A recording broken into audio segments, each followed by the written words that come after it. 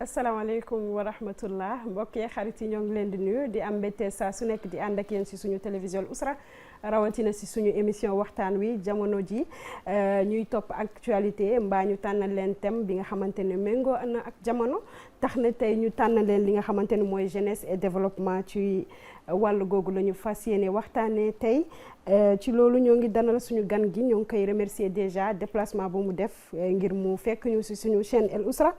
donc tey suñu waxtaan wi dina am solo te yaakaar naa ni ndaw yëpp dinañu am lu ñu jàngat ci suñu waxtaan wi Ahmed Mukhtar Ndiaye maa ngi lay nuyu te di la dalal si suñu plateau ma bàyyi la nga nuyoog askan wi asalaamaaleykum. merci beaucoup Fatoumata Ndiaye wala Diop. bu baax na. Ndiaye bon maa ngi lay nuyu. merci d'abord déjà si invitation bi jërëjëf si invitation bi aussi et maa ngi nuyu ñuy seetaan téléspectateur Ousra TV et maa ngi leen di nuyu di leen gërëm vraiment. comme ni ma ko waxee ci njëlbeen ak mbetteel la ñuy ànd ak yéen saa su nekk tey ñu tànnal leen ci thème bi nga xamante ni dina am solo ci ndaw ñi mu doon jeunesse et développement ñu ànd ak association EXEM te moom mu nekk membre ba foofu tax na tey ma dalal ko fii Ahmed su ma leen waxoon lu tax ngeen sànc kuréel EXEM. waaw jërëjëf Fatoumata encore une fois c'est une pertinente question bu am solo la comme organisation yëpp dafa jóge ci benn xalaat kenn moo ko déjà xalaat muy suñu xarit Daouda Ousmane Dieye actuellement mi ngi France donc moo moo mettre en contact ak yow moo tax ñu invité ma fii tey pour ma wax ci EXEM de la prospective donc idée bi moom moo ko amoon comme tout le monde mu ñëw waxtaan ci ak man waxtaan ci ak keneen donc on a vu que mën nañu créer organisation ci suñu commune xool lan lañ mën defal suñu askan lan lañ mën defal suñu commune donc foofu la idée bi jógee en fait et on l'a créé alhamdulilah l'association a vu le jour ba tey jii nii ñu koy dégg à travers la Mauritanie à travers donc Al Ousra et d'autres réseaux. Mohamed kii Daouda jotoon naa ko invité donc c'est un plaisir quand même de vous rencontrer ici yéen ñii seen bopp ndax EXEM kuréel yi nga xam bi nga xamante ni ay ndaw dong ñoo booloo ngir taxaw suqali seen bopp du ma gën a dugg ci développement EXEM parce que am na lu ma ci jot a xam waaye dinaa ko bàyyi moom mu développé seen kuréel gi kañ ngeen ko sànc te lan moo ko tax a jóg. jërëjëf l'EXEM déjà may wax la mooy EXEM parce que ñu bëri dañuy dégg tur bi mais xamuñu exactement lan lay signifier donc l'EXEM si dans la langue française ça veut dire que c'est comment dirais-je l'unité fondamentale de mots donc ça réunit l'essence de beaucoup de mots donc ñun dañ ko jëlee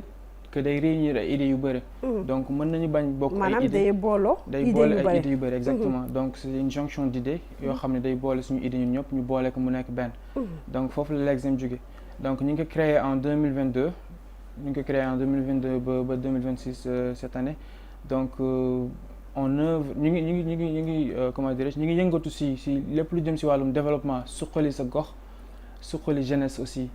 et dimbalante jàppalante mais notre but suñu objectif principal c'est le développement durable ak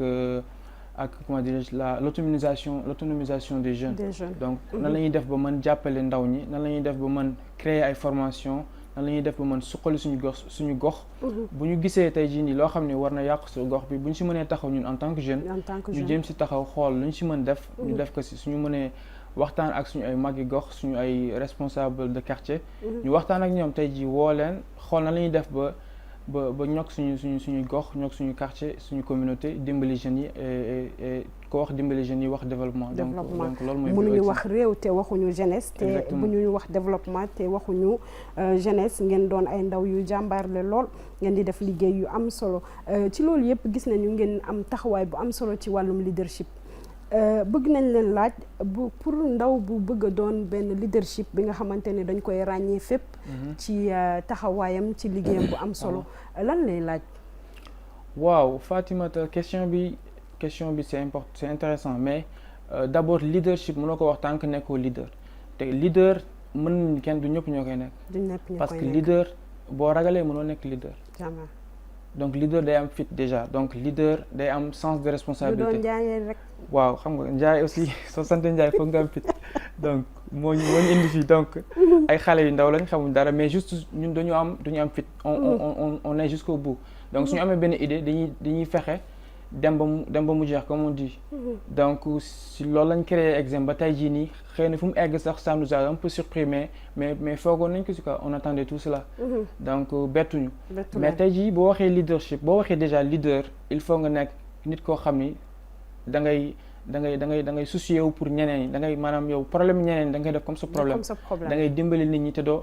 xaar dara donc bu ñu ko créé amoon nañu problème mu leadership parce que jeunes yëpp ils ne sont pas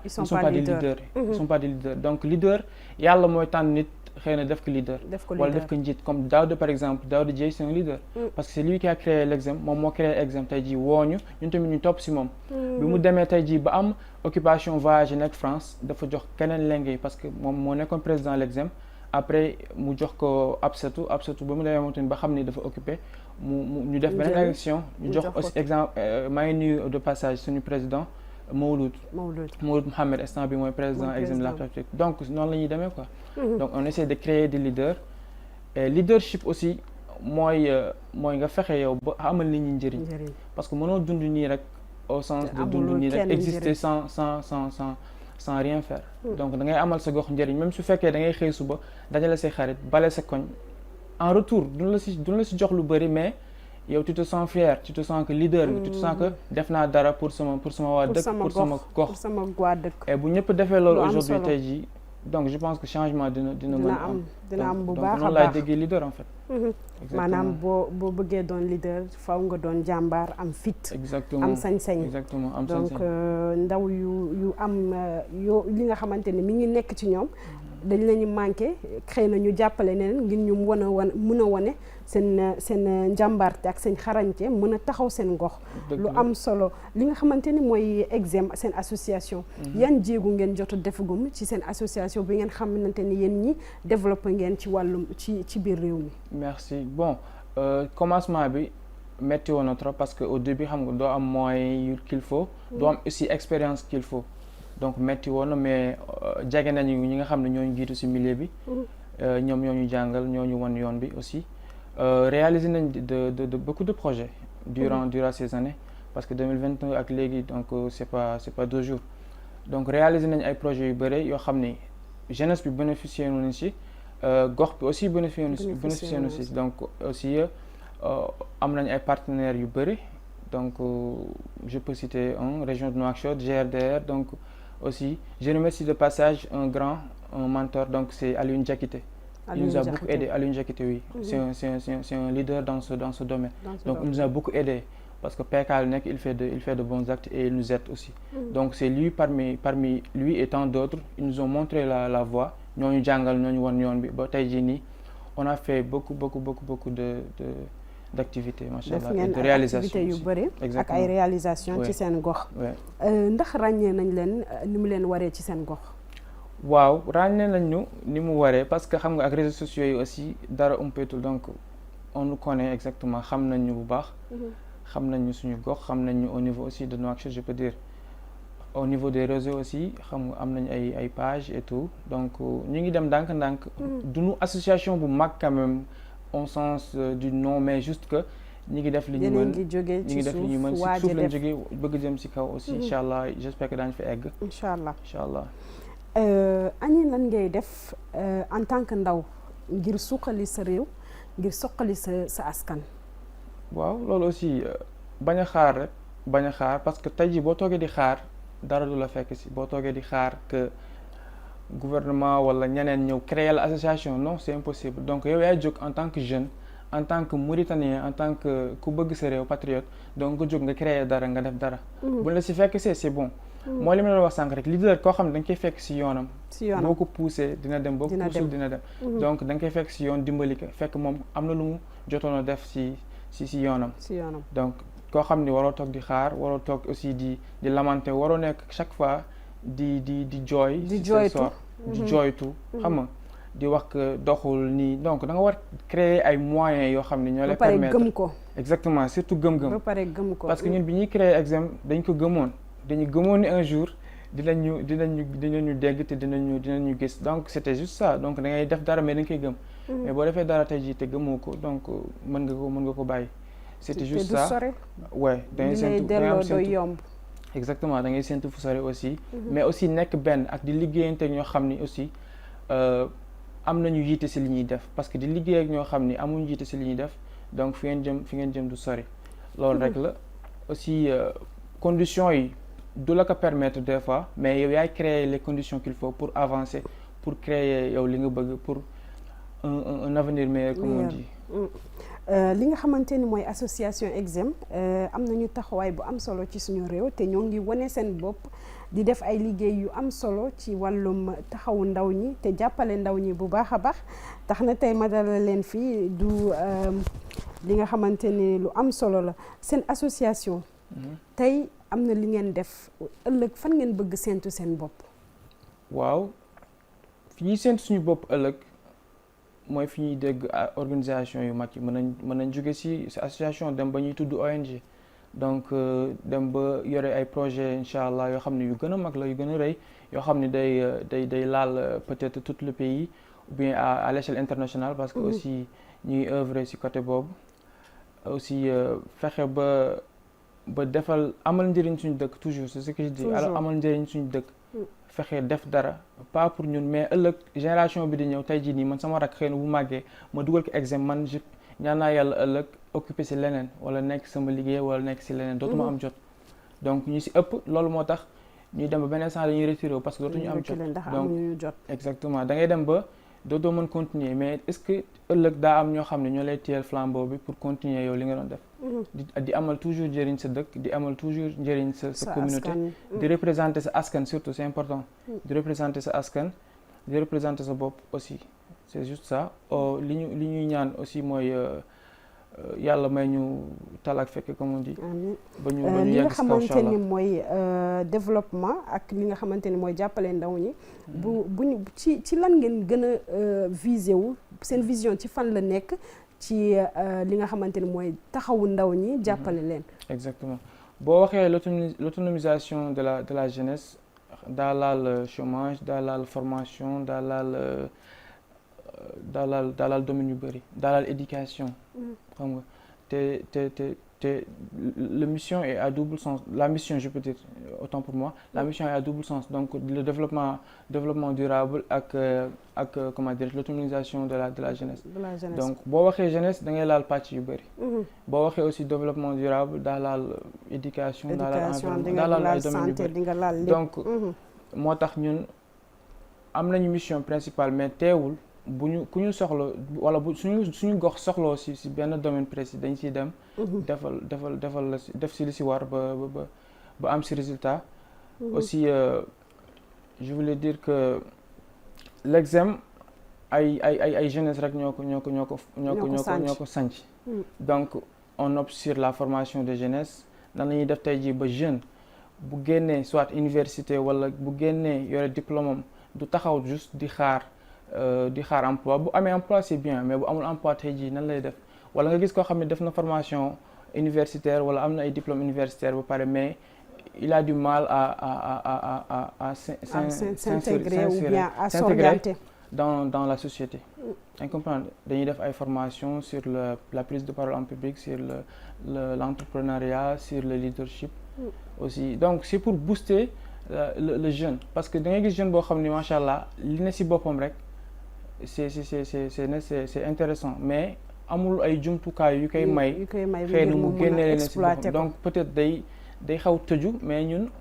on est là pour genre c'est comme si dañ leen di gunge wala dañ leen di pousse en même temps ñu dañ leen di tàggat exactement c'est comme tàggat la mais en même temps ñun ñii dañuy tàggataale suñu bopp parce que tey jii nekk si association da lay may nga am expérience da lay may nga gis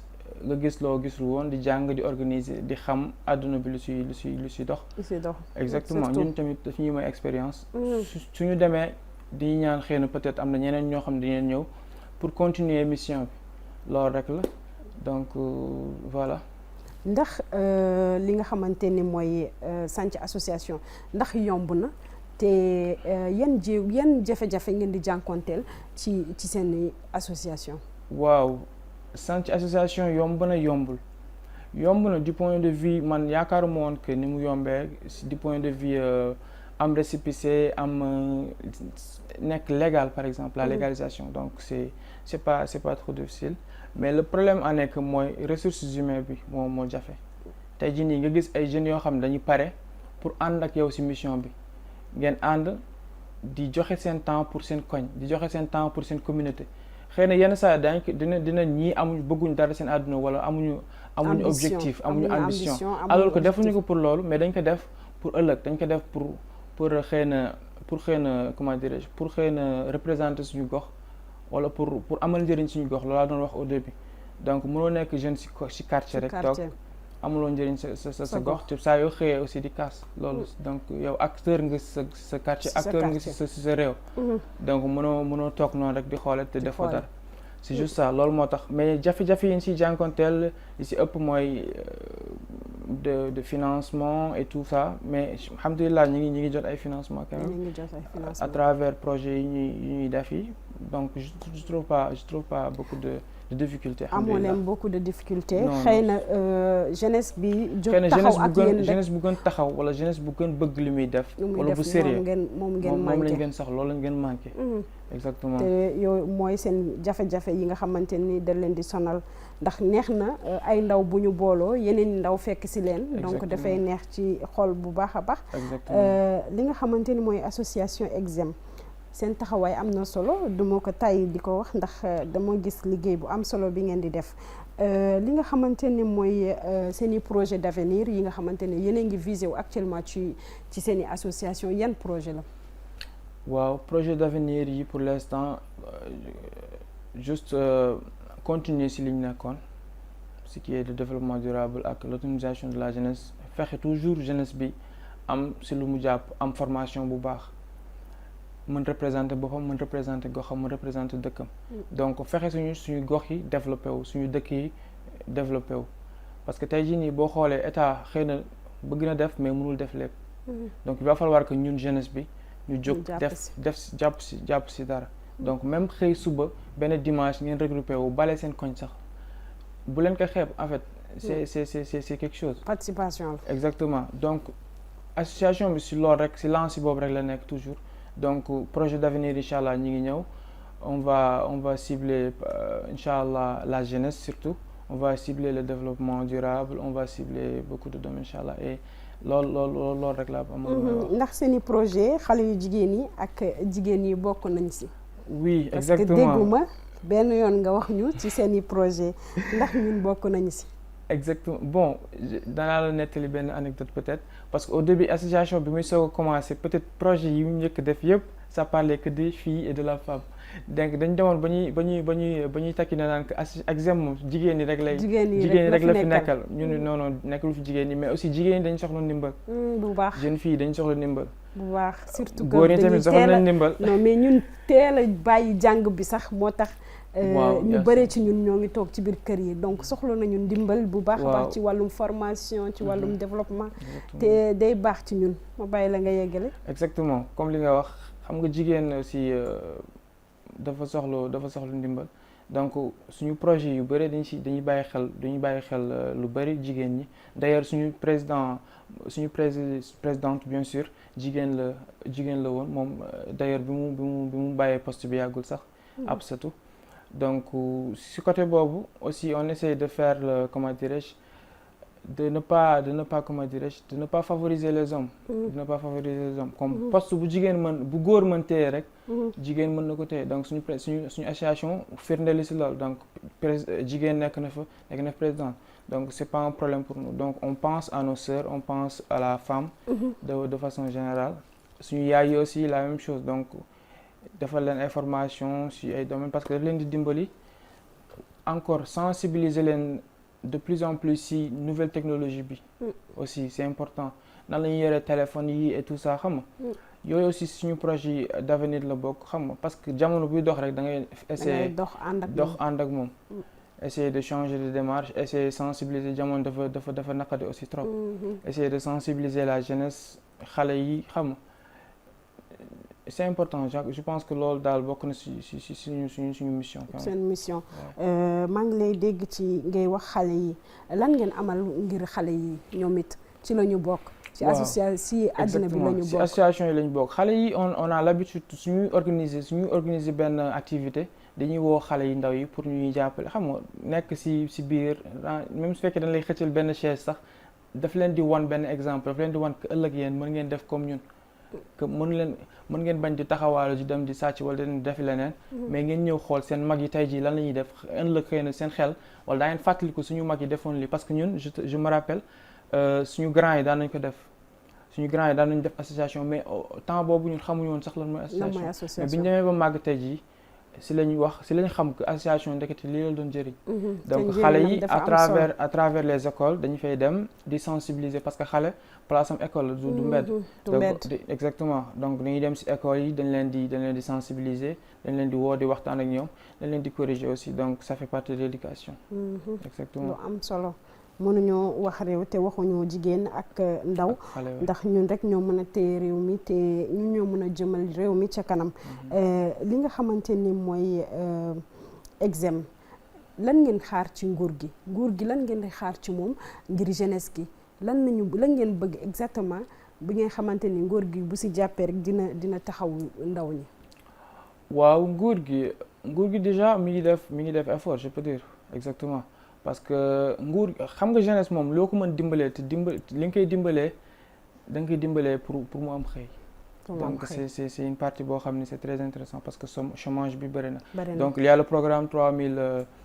comment dirais-je emploi le programme lancé par le président Mohamed Cheikh Azouane donc programme boobu mi ngi dox pour la jeunesse c'est très intéressant démarche yooyu noonu dañ koy saluer donc gouvernement bu defee lu jar saluer da nga koy saluer mais aussi bu jaree nga wax leen yow li nga bëgg aussi da nga leen koy wax donc il va falloir que ñu gën dimbali jeunesse bi gën yokk programme yi gën yokk formation yi c'est juste ça loolu lañ ak facilité bi avec la numérisation Mauritanie macha allah avancé na si côté boobu maintenant tout est facile macha allah rangatoo lu si bëri rangatoo fenn donc c'est très facile c'est à saluer pour le gouvernement mais li leen ñaan aussi mooy ñu gën ñu gunge gën ñu dimbali gën ñu déglu aussi il faut écouter la jeunesse parce que am nañ lu leen war a wax xëy na peut-être ñoom war nañ ko déglu donc c'est intéressant ñuy organiser peut-être des forums je sais pas mais pour déglu jeunesse bi lan lañ am pour wax leen lan lañ am pour apporter pour seen dëkk parce que dëkk bi tey jii ñu ñoo ko bokk il ne faut pas juste gouverner bàyyi jeunesse bi ci ginnaaw donc ça ne se fait pas donc c'est juste ça loolu laa amoon lu may wax ci gouvernement bi exactement doon na lu am solo Ahmed sa waxtaan am na solo te ça a été bien précis li nga wax parce que jeunesse moom bëgg-bëggam dafa yaatu te mbëbëtam dafa yaatu dafa mag loolu yëpp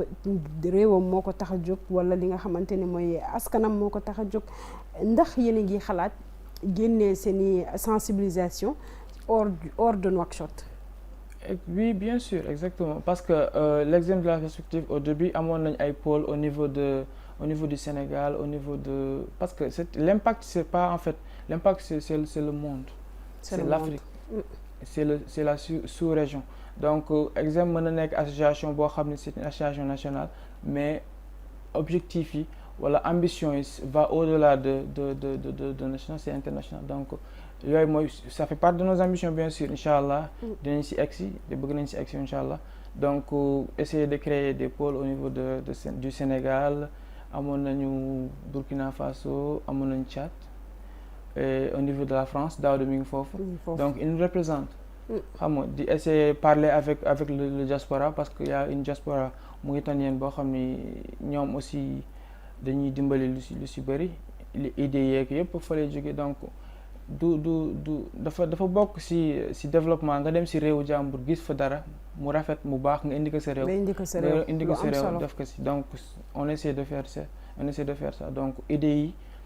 yi si ça marche ailleurs ça peut marcher ici donc su fekkee dox na si yeneen dëkk mën na dox fii donc loolu lañuy essayer de innover essayer de changer ndax hors de ça yéen a ngi xalaat dem dëkkaat yi parce que xam nañu tey dëgg la image yaa ngi yegg fu nekk les téléphones sont partout technologie bi yóbbu na nit ñi fu nekk ndax yéen a ngi xalaat benn bis dem bërëb yi nga xamante ni dañoo enclavé wu amuñu réseau comme nu mu leen waree ndax yéen a ngi xalaat yóbbu exemple foofu wax nga dëgg lu am solo question bu am solo la parce que tey jii dëkk yi nga xam ne sont un peu enclavé si biir Mauritanie tey dañuy soxla ndimbalu association yi dañuy soxla ñu leen déglu dañuy soxla ñu leen dimbali. ñu leen di waxtaanal ñu soxla lu bëri. exactement dañuy soxla lu bëri surtout jigéen ñi nekk foofu aussi dañu jar a xalaat parce que góor ñi tooguñu góor ñi dañuy dem donc jigéen ñi ñoo fay des ak xale yi. donc c'est intéressant on va y penser donc amaguñu exactement nag pour te dire projet boo xam ni. dafa ciblé xalaatoon ngeen ko def ci dëkk xëy na peut-être moyens yi ñoo jotagul mais peut-être bon dëkk bi ñu implanté wu réellement juste Nouadhibou la à part Nouakchott c'est Nouadhibou. Exem Nouadhibou waaye Exem Nouadhibou mi ngi def ay jéego mais après incha allah la qadarallah incha allah dans l'avenir dinañ fexe def genre projet noonu. te c'est intéressant genre projet yi nga xamante ni dinañ ciblé dëkk yi nga xam ne sont dëkk-dëkkaat yi si biir dina am solo bu baax a baax ndax ñoom it ci la ñu bokk te ñoom ñoo gën a soxla association yi te li ngeen bëri ci biir dëkk yi ñun as tuut dañ koy gis ci internet bi mën nañu yokk jàng mën nañu yokk xam-xam ñoom nag fu ñu nekk réseau yeggul ci ñoom donc faw nit ki dem ci ñoom nga mën leen sensibiliser de près. Exactement. ñu mën a xam les dangers des choses les biens.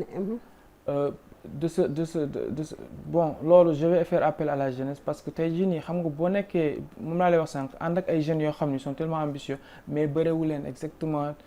amul ñoo xam ni sont trop engagés mën nga am le nombre mais engagement bi mooy engagement mooy problème. donc jeunesse boo xam ne dafa taxaw tey jii nii mën nga am ay équipe bu pare pour dem ak yow fépp foo bëgg dem def loo bëgg def. loolu aussi mooy sànq jafe-jafe yi mu lay wax que dañ koy jànkonteel. jeunesse bu taxaw bu pare. exactement loolu rek mooy problème bi. loolu rek mooy jafe-jafe yi nga xamante ni di ngeen koy jànkonte tey mu doon li nga xamante ni dafa am solo ñu gën a mën a dem dëkkaat yi sensibiliser suñu mbokk yu fa nekk sensibiliser jigéen ñi surtout jàppale leen gindi leen parce que ñoom dañoo sonn bu ñu waxee déjà enclavé dañoo sonn extrême sonn moo tax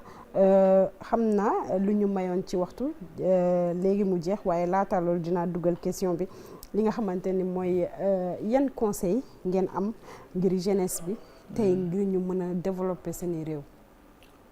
jërëjëf bon conseil bi ma jox jeunesse moom laa jox sama bopp mooy juste am sens de responsabilité fonk sa bopp fonk sa dëkk fonk say waajur fonk say mbokk donc yooyu rek nga am. fonk sa liggéey. aussi former sa bopp parce que ndaw aussi tey da ngay pare parce que xamoo kañ lañ lay comment dirais-je kañ lañ lay fëgg. da ngay pare ndaw day pare et aussi nga former sa bopp am ouverture dans le monde jàng am ouverture dans le monde jàng langue c'est important